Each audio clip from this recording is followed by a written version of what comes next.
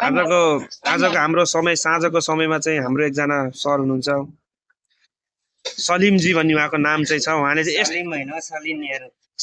अच्छा हमको सिखा रिया है। अच्छा सलिन के अरे सलिन सलिन भाइले चाहिँ आज यस्तो ढेँडो बनाएर खिलाउनुहुन्छ। उहाँको हातै मिठो, साथमा हेल्पर जनकजी हुनुहुन्छ त। जनकजी के भन्न चाहन्छु तपाईँ चाहिँ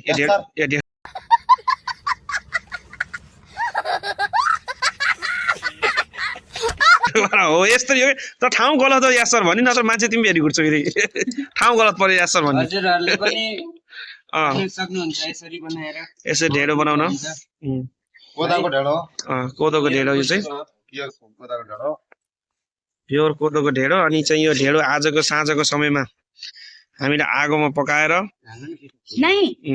अर्को एउटा उहाँ कुक हो भने यहाँ सेकेन्ड हेल्पर भयो, अर्को थर्ड हेल्पर यता चाहिँ सिकाउने काम भयो नि पटक्कै छैन जाँगर, तर सिकाउन मान्छे माहिर अर्को चाहिँ।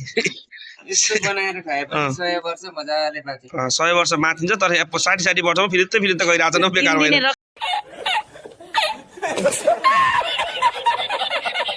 सिकाएपछि फेरि 1 महिना नि मुस्किल छ।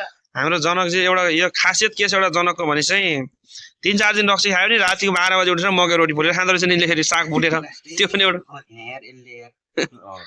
ल काट्छ यार हात यसरी गराउनु के सिकाउनु माइरे त कसरी गर्ने कसरी ल सिकाउनु खै हेल्परहरुले कुकलाई सिकाउनु के भन्ने बस कहाँ गयो त अब। सबैले ढेँडो खाने बेला आउनु होला है। ढेँडो खाने बेला ढेँडो बन्दैछ नेपाली पारामा। ढेँडो त बन्दैछ, उता सुकेको आटा उता उम्किसकेछ।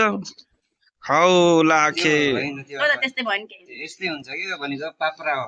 अच्छा जी के अरे पापरा के हुन्छ नि अँ दाउरो हुनु पर्छ के